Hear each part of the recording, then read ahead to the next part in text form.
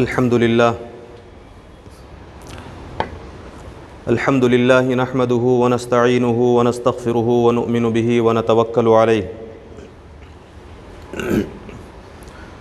ونعوذ بالله من شرور أنفسنا ومن سيئات أعمالنا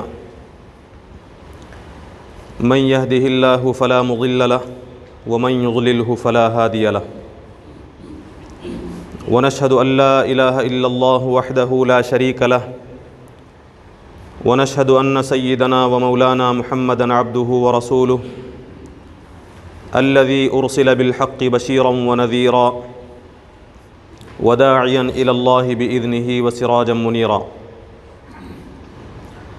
أما بعد فإن أصدق الحديث كتاب الله وخير الهدي هدي محمد صلى الله عليه وسلم وشر الأمور محدثاتها وكل محدثة بدعة وكل بدعة ضلالة وكل ضلالة في النار. أعوذ بالله من الشيطان الرجيم. بسم الله الرحمن الرحيم. وأن هذا صراطي مستقيما فاتبعوه ولا تتبعوا السبل فتفرق بكم عن سبيله ذلكم وصاكم به لعلكم تتقون. صدق الله العظيم. رب اشرح لي صدري ويسر لي أمري واحلل عقدة من لساني يفقهوا قولي. سبحانك لا علم لنا إلا ما علمتنا إنك أنت العليم الحكيم. قابل احترام معزز بزرگوں، محترم نوجوان دوستوں اور عزیز بھائیوں، آپ کے سامنے اس سے پہلے یہ بات عرض کی گئی تھی کہ اس وقت ہندوستان کی اور ریاست کی اور ترقی یافتہ کہلائے جانے والے ممالک کی سماجی صورتحال کیا ہے. اپنی لذت اور اپنی خواہشات کی تکمیل کے لیے پوری دنیا کی خواہشات کو، ان کے حقوق کو دبانا یہ ایک معمول بن چکا ہے. جرائم کے جو اعداد و شمار ہیں وہ آپ کے سامنے پیش کیے گئے تھے مختصراً، اور یہ بات آپ کے سامنے عرض کی گئی تھی کہ جرم کی طرف پیش قدمی کا اور جرم کرنے کا جذبہ انسان کے دل میں اس وقت پیدا ہوتا ہے جب انسان کے سامنے آخرت کا تصور نہیں ہوتا. موت کے بعد اٹھایا جانا اور اس دنیاوی زندگی کے ایک ایک عمل، ایک ایک حرکت، یہاں تک کہ ہماری سوچ کے بارے میں بھی جو سوال قیامت کے دن ہوگا، یہ تصور جب انسان کے ذہنوں سے مٹ جاتا ہے اور انسان یہ سمجھنے لگتا ہے کہ جو کچھ بھی ہے یہ دنیاوی زندگی ہے. قرآن مجید میں اللہ تعالیٰ کی نافرمانی کرنے والوں کی اس کیفیت کو کئی جگہ پر ظاہر کیا گیا ہے. جو لوگ نافرمان ہیں وہ یہ کہتے ہیں کہ ان ہی الا حیاتنا الدنیا، ہماری زندگی بس یہ دنیاوی زندگی ہے، اس کے بعد کوئی زندگی نہیں ہے. نموت ونحیا، ہم اس دنیاوی زندگی میں مریں گے، اسی میں جئیں گے. وما نحن بمبعوثین، ہمیں دوبارہ نہیں اٹھایا جائے. ہمیں ایک مرتبہ اس دنیا میں بھیج دیا گیا، موت آئے گی تو ہمارا خاتمہ ہو جائے گا، پھر دوبارہ اٹھائے جانے کے بعد غلط ہے، ہم اس پر یقین نہیں رکھتے. وما نحن بمبعوثین، ہمیں اٹھایا نہیں جائے گا. اور وما یہلکنا الا الدہر، یہ زمانہ ہمیں ہلاک کر دے گا. اس زمانے میں جب ہم ہلاک ہو جائیں گے تو پھر دوبارہ پیدا ہونے کے بعد بالکل عبث ہے، بیکار ہے، اس کی کوئی حقیقت نہیں. انسان جب یہ سمجھتا ہے کہ یہی دنیاوی زندگی میری اصل زندگی ہے، مرنے کے بعد مجھے دوبارہ نہیں اٹھایا جانا ہے، میری آنکھ بند ہونے کے بعد کھل نہیں سکتی، تو تب انسان کے ذہن میں یہ بات آتی ہے کہ جب یہی زندگی سب کچھ ہے تو میں یہاں مشقت اور تکلیف میں کیوں زندگی گزاروں؟ عیش اور عشرت کے جو سامان میری آنکھوں کے سامنے ہیں اس سے میں فائدہ کیوں نہ اٹھاؤں؟ خوب شہرت کیوں نہ حاصل کروں؟ خوب دولت کیوں نہ حاصل کروں؟ خوب لذت اور عیش و عشرت کیوں نہ حاصل کروں؟ اب جب دولت، لذت، عیش و عشرت اور شہرت حاصل کرنے کی شکل میں، اس صورت میں مجھے کسی کو مارنا پڑے، کسی کے حق کو دبانا پڑے، کسی کو ذلیل اور رسوا کرنا پڑے، تو مجھے کوئی فرق پڑنے والا نہیں ہے، مجھے کوئی پوچھنے والا نہیں ہے. مرنے کے بعد مجھے اس کا حساب و کتاب نہیں دینا ہے، یہ تصور جب انسان کے ذہن میں آتا ہے تو اس وقت وہ یہ فیصلہ کرتا ہے کہ مجھے اس دنیاوی زندگی میں مرنے سے پہلے خوب لذت حاصل کرنی ہے، سب سے زیادہ عیش و عشرت کرنا ہے۔ یہ جب سوچ انسان کے ذہن پر آ جاتی ہے تو وہ پھر عیش و عشرت کے، آرام و راحت کے کسی منزل پر وہ اکتفا نہیں کرتا، کسی درجے پر جا کر رک نہیں جاتا، اور اسباب عیش و عشرت کے کسی مقام پر اسے قناعت حاصل نہیں ہوتی، کسی بھی مقام پر وہ قانع نہیں ہوتا۔ دنیاوی فائدہ حاصل کرنے کی ہوس اسے اس کے دل کے اندر ایک نہ مٹنے والی بھوک پیدا کر دیتی، نہ مٹنے والی پیاس اس کے اندر پیدا ہو جاتی ہے، اور اپنی خواہشات کو حاصل کرنے کے لیے، اپنی بھوک اور پیاس کو مٹانے کے لیے وہ اس درجے تک پہنچ جاتا ہے کہ اپنے ہوس کی تکمیل کے لیے وہ بد سے بدترین راستہ بھی اختیار کرنے کے لیے تیار ہو جاتا ہے۔ آج غور کر کے دیکھیں، محض اپنی نفسانی لذت کی خاطر، اپنے عیش و عشرت کی خاطر، اپنی شہرت کی خاطر، اپنی قوت کی خاطر، اپنے مال و دولت کی خاطر انسان کیا کچھ نہیں کر رہا، کسی بھی چیز کی پرواہ نہیں، اسے پرواہ ہے تو صرف اپنی ذات کی، اپنی لذت کی اور اپنے مال کی۔ غریب ہے، یتیم ہے، عورت ہے، ماں ہے، بیٹا ہے، بیوی ہے، کوئی فکر نہیں، چاہے ساری دنیا تباہ و برباد ہو جائے، میری خواہش کی تکمیل ہو، میں فائدے میں رہوں۔ تو گویا کہ وہ اس مقام پر پہنچ گیا ہے کہ اپنی اس ہوس کی تکمیل کے لیے وہ بد سے بدترین راستہ بھی اختیار کرنے کے لیے تیار ہے۔ یہ ہے معاشرتی مسئلہ پوری دنیا کا، اور اس مسئلے کا حل صرف قانون نہیں ہے۔ یہ بات آپ کے سامنے عرض کی تھی، قانون بنانے والے بھی انسان ہیں، ان کے پاس بھی عقل ہے، اور قانون توڑنے والے مجرمین بھی انسان ہیں، ان کے پاس بھی عقل ہے۔ ہم ایک قانون بنائیں گے، اس قانون کا توڑ نکلے گا، بلکہ قانون بنانے والے قانون سے بچنے کے راستے بتائیں گے۔ کیوں؟ اس لیے کہ اہم ترین چیز جو جرائم کو روکنے والی ہے وہ چیز ہمارے پاس نہیں، وہ ہے خوف خدا۔ صرف ایک ہی چیز ہے جو انسان کو جرائم سے، گناہوں سے بچا سکتی ہے، روک سکتی ہے، وہ اللہ تبارک و تعالیٰ کا خوف، اللہ تعالیٰ کا تقوی، اور آخرت کے پائے جانے کا احساس، مرنے کے بعد دوبارہ اٹھائے جانے کا احساس، اور ہر اچھے عمل کے بدلے کا اور ہر برے عمل کی سزا کا یقین۔ یہ یقین جب انسان کے اندر پیدا ہوگا تو قانون ہو یا نہ ہو، بہت حد تک جرائم کم ہوں گے۔ چنانچہ آپ قرآن مجید کا مطالعہ کرتے ہیں تو معلوم ہوتا ہے کہ جہاں جرائم کا اللہ تبارک و تعالیٰ نے ذکر کیا، گناہوں کا ذکر کیا، کرائمز کا ذکر کیا، وہیں آگے پیچھے تقوی کا ضرور ذکر کیا۔ کیوں؟ اس لیے کہ اللہ تبارک و تعالیٰ انسان کی فطرت سے واقف ہے کہ میرا خوف جب تک انسان کے دل میں پیدا نہیں ہوگا وہ میری نافرمانی سے نہیں بچ سکتا۔ یہ حقیقت ہے، اس کا انکار نہیں کیا جا سکتا۔ قرآن مجید میں سورہ نور آپ اٹھا کر دیکھیں، بدکاری کرنے والوں کا، ان کی سزا کا ذکر ہے۔ الزانیۃ والزانی فاجلدوا کل واحد منہما 100 جلدہ۔ زنا کرنے والا مرد یا پھر زنا کرنے والی عورت، اسلامی حکومت کو حکم دیا گیا کہ انہیں 100 کوڑے مارے جائیں، اور حدیث بتاتی ہے کہ اگر شادی شدہ سے یہ گناہ ہو گیا تو پتھر مار مار کر اسے ہلاک کر دیا جائے۔ اس کے ساتھ اللہ تبارک و تعالیٰ نے فرمایا ان کنتم تؤمنون باللہ والیوم الآخر، اگر تمہارے اندر، تمہارے دل میں اللہ کا یقین ہو، اللہ پر ایمان ہو اور آخرت پر ایمان۔ جب تک آخرت پر ایمان نہیں ہوگا اس وقت تک گناہوں سے کوئی بچ نہیں سکتا۔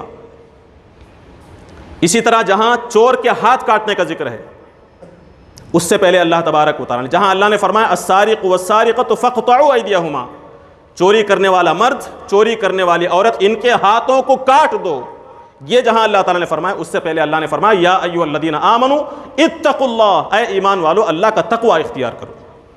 شراب کی حرمت کا جہاں ذکر ہے، جوئے کو حرام قرار دیا گیا ہے، ایسے چند گناہوں کو حرام قرار دینے کا جہاں ذکر ہے شراب کے ساتھ، وہاں اللہ تبارک و تعالیٰ نے آگے فرمایا ثم اتقوا واحسنوا، پھر وہ تقوی اختیار کریں اور حسن عمل کریں، تب اس گناہ سے بچ سکتے ہیں، گناہ کے اثرات سے بچ سکتے ہیں۔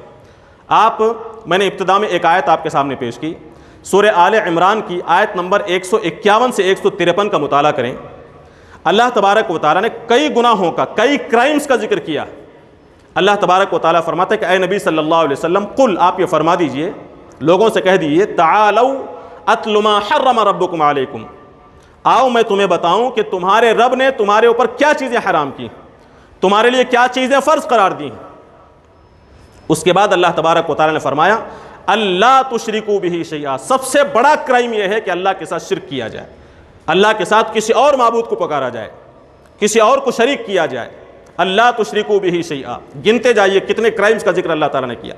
وبالوالدین احسانا، اللہ تعالیٰ نے فرض قرار دیا ہے کہ والدین کے ساتھ حسن سلوک کیا جائے، والدین کی خدمت کی جائے، ان کے حقوق ادا کیے جائیں۔ اس کے بعد اللہ تبارک و تعالیٰ نے فرمایا کہ ولا تقربوا الفواحش، فحش اور منکرات، گندگی اور گناہوں کے قریب تک نہ جاؤ۔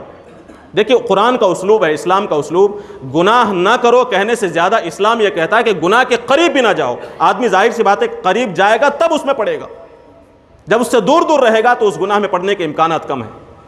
ولا تقربوا الفواحش، اس کے بعد فرمایا ولا تقتلوا النفس التي حرم اللہ الا بالحق، کسی جان کو ناحق قتل نہ کرو۔ اس سے پہلے فرمایا ولا تقتلوا اولادکم من املاق، اپنی اولاد کو مفلسی، فقر و فاقہ، تنگ دستی کے ڈر سے قتل نہ کرو۔ شرک کا ذکر، والدین کی خدمت کا ذکر، اولاد کو قتل نہ کرنے کا ذکر، اور فحش اور منکرات کے قریب نہ جانے کا ذکر، اور کسی جان کو قتل نہ کرنے کا ذکر۔ آگے کی آیت میں اللہ تبارک و تعالیٰ فرماتا ہے 152 کے اندر اللہ نے فرمایا ولا تقربوا مال الیتیم، یتیم کے مال کے قریب نہ جاؤ۔ یتیم کا مال ناحق کھانے کی کوشش نہ کرو۔ صرف یتیم نہیں بلکہ ہر وہ شخص جو اپنا حق لینے پر قادر نہ ہو، مظلوم ہے، مجبور ہے، عورت ہے، کمزور ہے، اپنا حق حاصل کرنے کی قدرت موجود نہیں ہے، اس کے مال کو ناحق کھانے کی کوشش نہ کرو۔ ولا تقربوا مال الیتیم، یتیم کے مال کے قریب نہ جاؤ۔ اور آگے فرمایا وَأَوْفُوا الْكَيْلَ وَالْمِيزَانَ بِالْقِسْطِ، اللہ تعالیٰ فرماتا ہے کہ ناپ تول میں انصاف کا معاملہ کرو۔ یہ بھی ایک کرائم ہے، ناپ تول میں کمی کی جاتی ہے۔ آگے اللہ نے فرمایا وَإِذَا قُلْتُمْ فَعْدِلُوا، جب تم بات کہو تو انصاف کی بات کہو، وَلَوْ كَانَ ذَا قُرْبَى، چاہے اس انصاف کا نقصان تمہارے اپنے رشتہ داروں پر ہی کیوں نہ پڑے۔ قرآن مجید کی دوسری آیت بتاتی ہے کہ انصاف اس حد تک کیا جانا چاہیے کہ وَلَوْ عَلَىٰ أَنفُسِكُمْ، انصاف کرنے سے، حق کے مطابق فیصلہ کرنے سے تمہارا اپنا نقصان ہو رہا ہو جب بھی تمہیں انصاف کرنا چاہے۔ حق کی خلاف ورزی نہیں کی جا سکتی، حق کا ساتھ نہیں چھوڑا جا سکتا۔ میرا دوست ہے، میرا ساتھی ہے، میرا رشتہ دار ہے، میرے محبوب ہیں، ان کی رعایت نہیں کی جا سکتی حق کے خلاف، یہاں تک کہ خود اپنی رعایت نہیں کی جائے گی۔ فرمایا کہ وَإِذَا قُلْتُمْ فَعْدِلُوا وَلَوْ كَانَ ذَا قُرْبَى، چاہے رشتہ دار ہی کیوں نہ ہو، جب کہو تو حق بات کہو، یعنی خلاف حق بات نہ کرو، یہ حرام ہے۔ اور آگے اللہ نے فرمایا وَبِعَهْدِ اللَّهِ أَوْفُوا، اللہ تبارک و تعالیٰ کے عہد کو، اللہ تعالیٰ سے کیے ہوئے عہد کو پورا کرو، انسانوں سے کیے ہوئے عہد کو پورا کرو۔ عہد کی خلاف ورزی کرنا، اللہ سے کیے ہوئے عہد کی خلاف ورزی کرنا حرام ہے۔ یہ دو آیات میں بتانے کے بعد تیسری آیت میں اللہ تبارک و تعالیٰ فرماتا ہے کہ هَذِهِ سَبِيلِي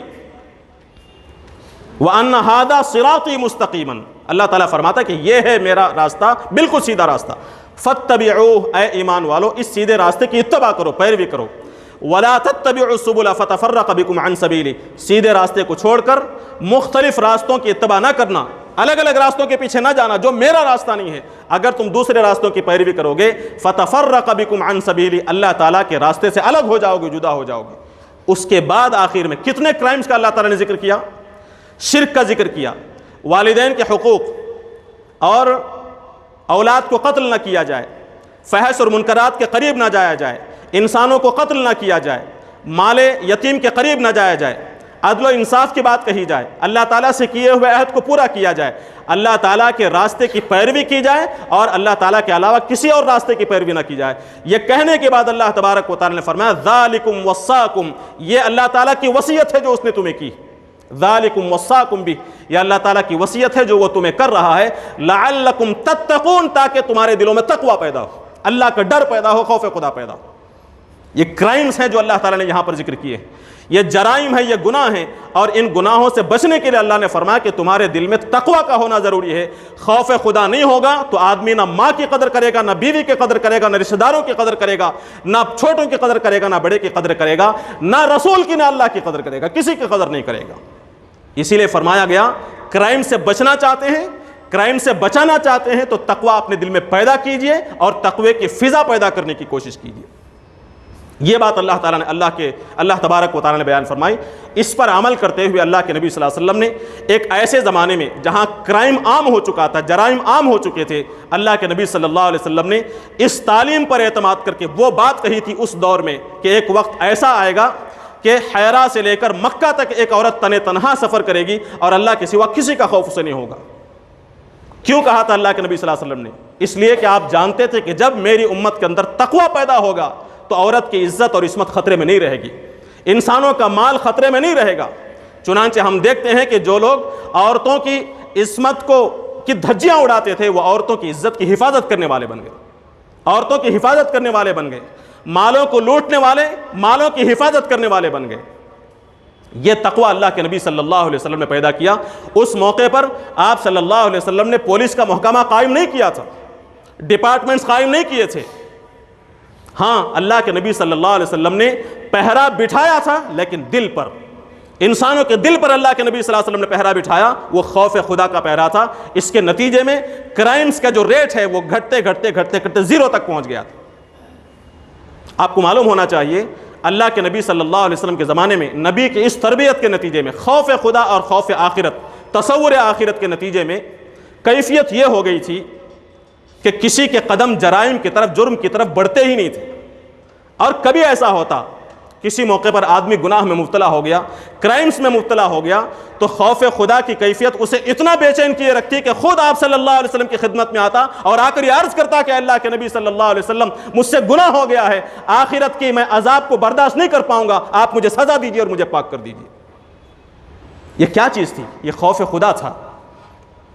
ماعز بن مالک اسلمی رضی اللہ عنہ کا واقعہ پڑھی، ان سے گناہ سرزد ہوا، اللہ کے نبی صلی اللہ علیہ وسلم کی خدمت میں آئے اور بار بار اقرار کیا۔ آپ صلی اللہ علیہ وسلم منہ پھیر رہے ہیں کہ چلا جائے یہاں سے۔ اللہ کے نبی صلی اللہ علیہ وسلم پوچھتے ہیں یہ ہوش میں بھی ہے یا نہیں، کہیں یہ دیوانہ تو نہیں؟ معلوم ہوتا ہے کہ نہیں، یہ دیوانہ نہیں ہے، صحیح کہہ رہا ہے۔ اللہ کے نبی صلی اللہ علیہ وسلم پوچھتے ہیں ذرا دیکھو، سونگ کر دیکھو، کہیں اس نے شراب تو نہیں پی رکھی ہے، اس کا دماغ کہیں خراب تو نہیں ہو گیا ہے؟ معلوم ہوتا ہے کہ نہیں، اس نے سچ کا اقرار کیا، اپنے گناہ کا اقرار کیا، پتھر مار کر ہلاک کر دیا گیا۔ یہ کیا چیز تھی؟ کیا ضرورت تھی انہیں اپنے آپ کو سزا کے لیے پیش کرنے کی؟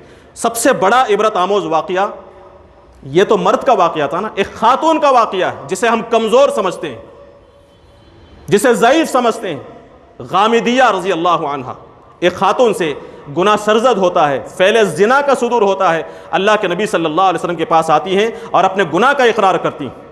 اللہ کے نبی صلی اللہ علیہ وسلم نے بار بار چہرہ موڑا، کبھی ادھر سے آتی کبھی دوسری طرف سے کہتی ہیں، آپ صلی اللہ علیہ وسلم منہ پھیرتے ہیں تاکہ یہ چلی جائے۔ وہ بار بار کہتی ہے اور یہ کہتی ہے کہ آپ اے نبی صلی اللہ علیہ وسلم، آپ میری بات کو جھوٹا سمجھتے ہیں؟ آپ یہ سمجھتے ہیں کہ میں غلط کہہ رہی ہوں یا پھر میرے ذہن میں کوئی خرابی ہے، ذہنی توازن ٹھیک نہیں ہے؟ وہ یہ کہتی ہے کہ میں اس بدکاری کے نتیجے میں حمل سے ہوں۔ اللہ کے نبی صلی اللہ علیہ وسلم کے پاس اب انکار کرنے کی کوئی وجہ باقی نہیں تھی۔ آپ صلی اللہ علیہ وسلم نے یہ فیصلہ کیا کہ اسے سنسار کیا جائے، اس خاتون کو پتھر مار کر ہلاک کیا جائے، لیکن چونکہ وہ حاملہ تھی، اللہ کے نبی صلی اللہ علیہ وسلم نے فرمایا کہ جب بچے کی ولادت ہو جائے تو اس کے بعد آنا۔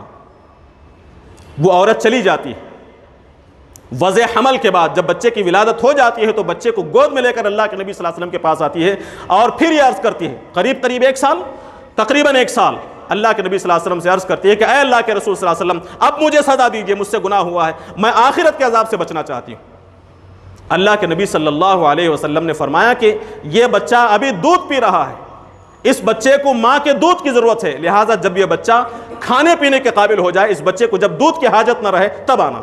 وہ عورت پھر چلی جاتی ہے۔ آپ غور کر کے دیکھیں، اللہ کے نبی صلی اللہ علیہ وسلم نے پیچھے لوگوں کو نہیں بھیجا تھا، دیکھتے رہو کہیں بھاگ نہ جائے، لوگوں کو نہیں لگایا تھا، اس عورت کا نام اور پتہ نوٹ نہیں کیا تھا، اس عورت کی طرف سے کسی سے ضمانت نہیں لی تھی، گارنٹی نہیں لی تھی۔ وہ عورت خود آ رہی ہے اور اللہ کے نبی صلی اللہ علیہ وسلم اسے اللہ کے حوالے کر رہے ہیں۔ وہ جب بچہ بڑا ہوتا ہے، چند سال کے بعد وہ عورت اس بچے کو لے کر آتی ہے اور ہاتھ میں کھجور یا روٹی کا ٹکڑا پکڑتی ہے اور اللہ کے نبی صلی اللہ علیہ وسلم کے سامنے اس بچے کے منہ میں اس ٹکڑے کو دیتی ہے اور بچہ وہ ٹکڑا کھاتا ہے۔ وہ عورت یہ بتانا چاہتی ہے کہ اللہ کے نبی صلی اللہ علیہ وسلم، اس بچے کو اب میرے دودھ کی حاجت نہیں ہے، یہ کھانے پینے کے قابل ہو گیا ہے، اب مجھے سزا دیجیے۔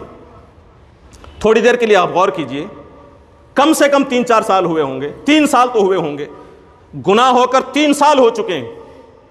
3 سال سے اب تک اس گناہ کی شرمندگی اور ندامت میں کمی تو آئی ہوئی ہوگی، کمی تو آنا چاہیے تھا۔ اس وقت جوش تھا، جذبہ تھا اور آ کر اپنے آپ کو سزا کے لیے انہوں نے پیش کر دیا۔ 3 سال کے بعد اس ندامت کے احساس میں کمی ہو جانی چاہیے تھی، لیکن کیسے انہوں نے اپنے آپ کو استقامت کا مظاہرہ کرتے ہوئے اللہ کے نبی کے سامنے پیش کیا۔ اور جب بچہ پیدا ہو گیا، بچہ ہونے کے بعد بچے کی ممتا، بچے کی محبت کیسے اس کے دل میں پیدا نہیں ہوئی کہ اس خاتون کے دل میں بچے کی وجہ سے کم وہ اپنے آپ کو عذاب کے لیے پیش نہ کرے، یہ ہو سکتا تھا۔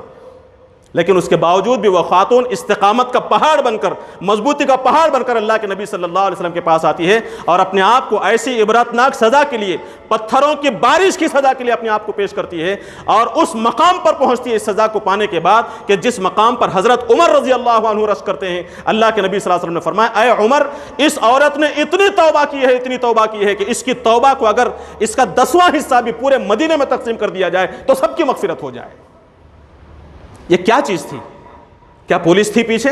پولیس تھی اس کے دل میں، ڈر تھا، خوف خدا تھا، غلطی ہو گئی، گناہ ہو گیا، لیکن آخرت کا احساس، آخرت کی پکڑ کا احساس اس کے دل میں اتنا جاگزی ہو چکا تھا کہ اللہ کے نبی صلی اللہ علیہ وسلم کے پاس آئی اور اپنے آپ کو عذاب کے لیے پیش کیا، سزا کے لیے پیش کیا اور سزا لے کر چلی گئی۔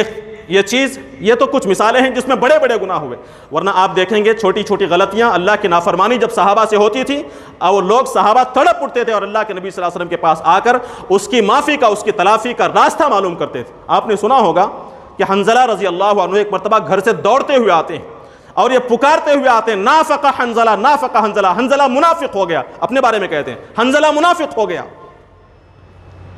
حضرت ابوبکر پوچھتے ہیں کہ کیا چیز ہے، غالباً اور بھی کوئی پوچھتے ہیں۔ بہرحال جب ان سے پوچھا گیا، اللہ کے نبی صلی اللہ علیہ وسلم کے پاس آ کر وہ عرض کرتے ہیں، اللہ کے رسول صلی اللہ علیہ وسلم، میں منافق ہو گیا ہوں۔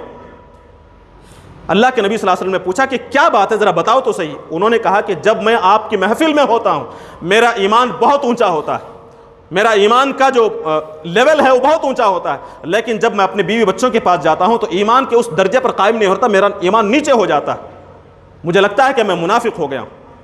یہ کیا چیز ہے؟ صرف ایمان کے درجہ کم ہونے کے نتیجے میں ان کے دل میں یہ احساس پیدا ہو کہ میرا ایمان ہی ختم ہو گیا، میں منافق ہو گیا، مجھے بچنا چاہیے اس سے۔ اللہ کے نبی صلی اللہ علیہ وسلم نے فرمایا، اے حنظلہ، یہ تو ایمان کی علامت ہے، ایمان گھٹتا بڑھتا رہتا ہے۔ اگر تم اپنے گھر میں رہو، جب بھی وہی کیفیت رہے جو میری مجلس میں رہتی ہے، تو پھر فرشتے راستوں میں تم سے ملاقاتیں کریں گے، راستوں میں فرشتے ملاقاتیں کریں گے۔ یہ کیا چیز تھی؟ یہ ان کا خوف تھا، خوف خدا تھا، انہیں احساس تھا کہ میرا ایمان کم ہو گیا تو کہیں اللہ تبارک و تعالیٰ میری پکڑ نہ کرے۔ ایسے کئی مثالیں آپ کو مل سکتی ہیں۔ آج جرائم سے ہم اپنے آپ کو نظر انداز نہ کریں۔ جب جرائم کی بات آتی ہے، کرائم رپورٹس کی بات آتی ہے تو سب ہم شامل ہوتے ہیں۔ یہ الگ بات ہے کہ ہم میں کوئی گناہ نہ کیا ہو، لیکن یہ چیز ضرور ہمارے ذہن میں ہوتی ہے کہ کرائمز میں ہم بھی آگے بڑھ سکتے ہیں، نعوذ باللہ۔ گناہ ہم سے بھی ہو سکتا ہے، بڑا نہیں تو چھوٹا گناہ ہم سے ہو سکتا ہے۔ ہر قسم کے گناہ سے بچنے کے لیے، چاہے وہ فحش کا ہو، مالی معاملات کا ہو، قتل کا ہو، دوسروں کو نقصان پہنچانے کا ہو، دوسروں کی عزت کو خاک میں ملانے کا ہو، کسی بھی قسم کا گناہ ہو، نعوذ باللہ ہم بھی شیطان کے سکندے میں آ سکتے ہیں۔ بڑے نہیں تو چھوٹے گناہ میں ہم مبتلا ہو سکتے ہیں، اور چھوٹا گناہ بھی ہماری آخرت کو تباہ و برباد کرنے کے لیے کافی، چھوٹا گناہ بھی کافی۔ کتنی مثالیں آپ کو ملیں گی۔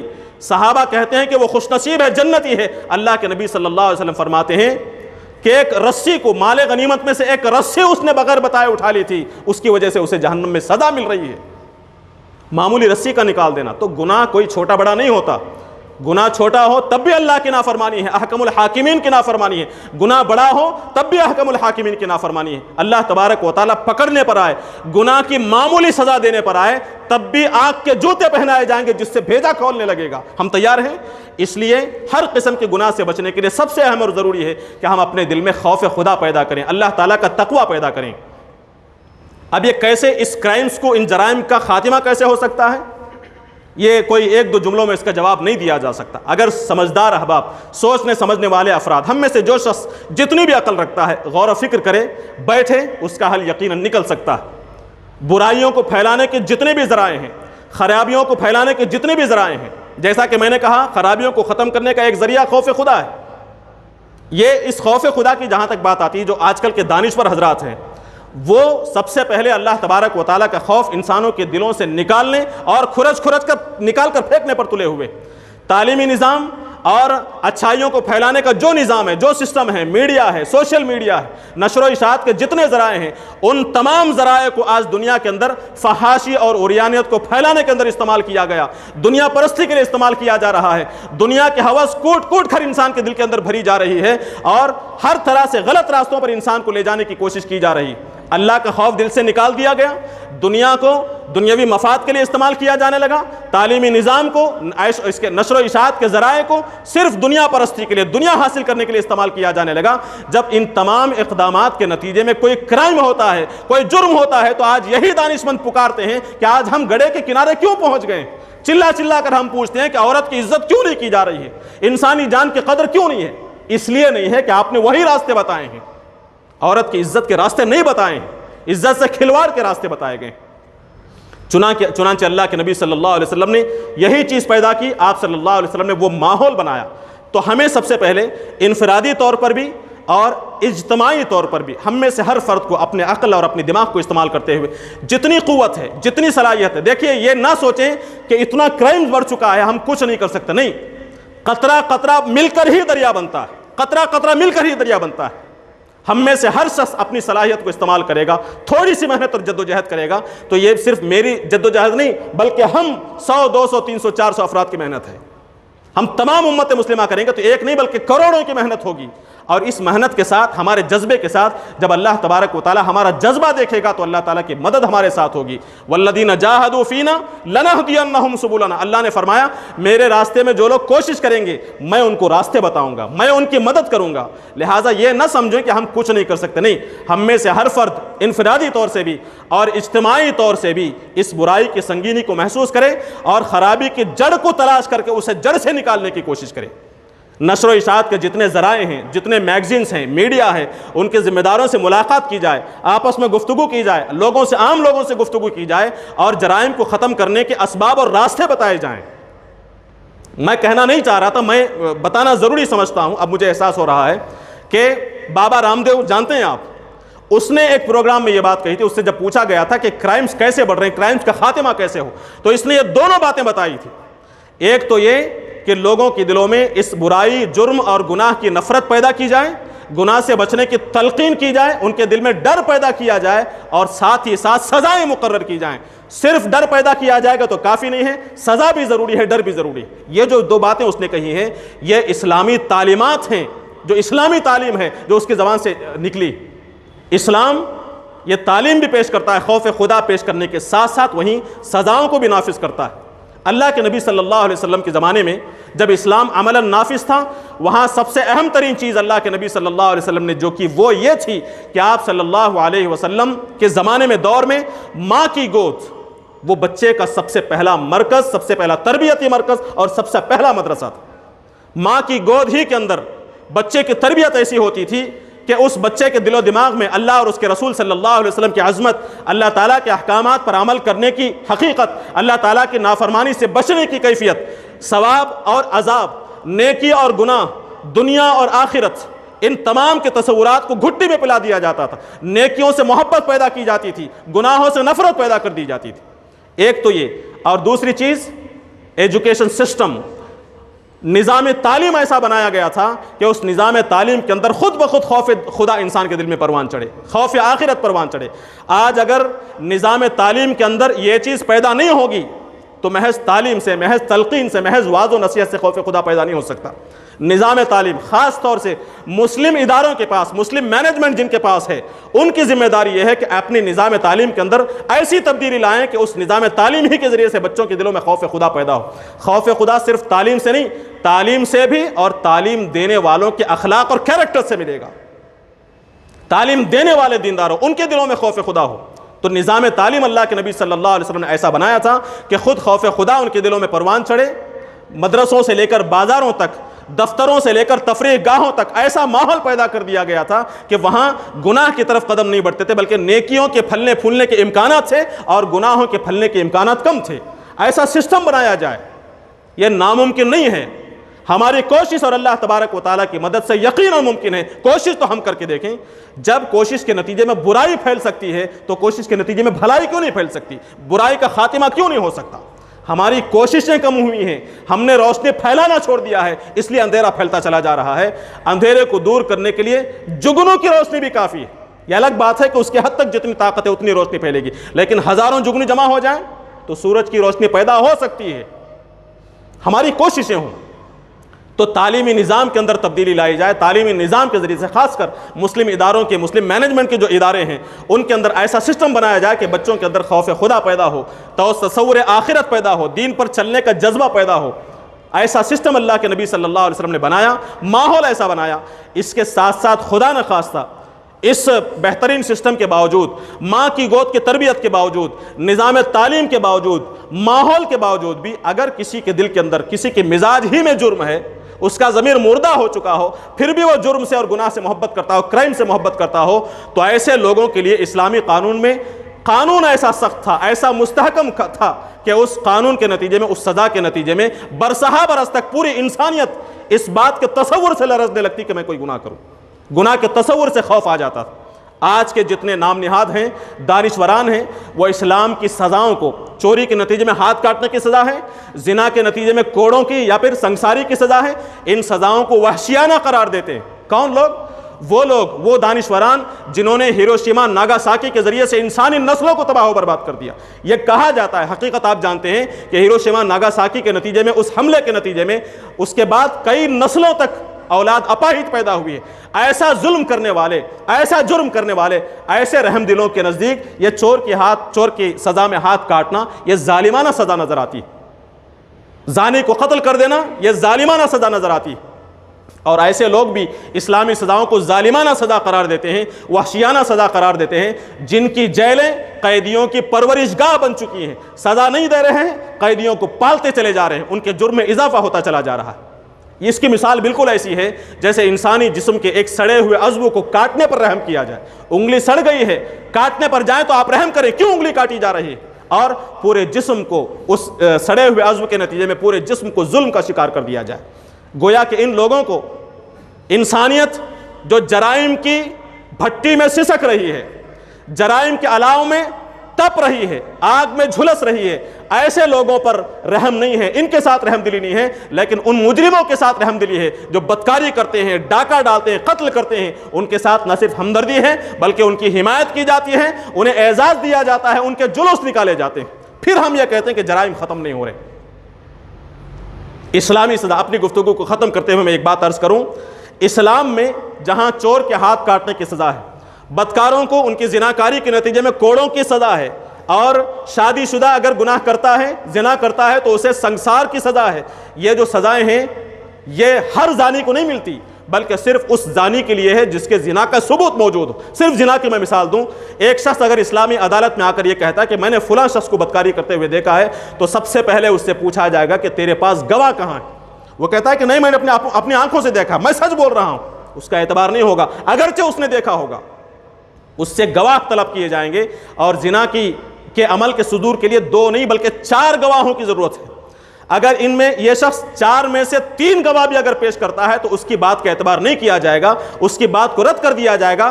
اس سے آگے بڑھ کر اس شخص پر زنا کا الزام لگانے کے نتیجے میں ایسے شخص کو کوڑے کی سزا دی جائے گی۔ محض کہنے سے اسے سنسار کی سزا نہیں ہے، بلکہ اسے ضروری ہے کہ یہ 4 گواہ پیش کرے، اور 4 گواہ کھلم کھلا طریقے سے کہیں کہ ہم نے علل اعلان علانیہ، ہم نے اپنی آنکھوں سے اس کو یہ عمل کرتے ہوئے دیکھا ہے اور ہمیں اس بات کا یقین ہے، تب کہیں جا کر اس شخص کو زنا کی سزا دی جائے گی۔ یہ جو شرائط ہیں انتہائی سخت ہیں۔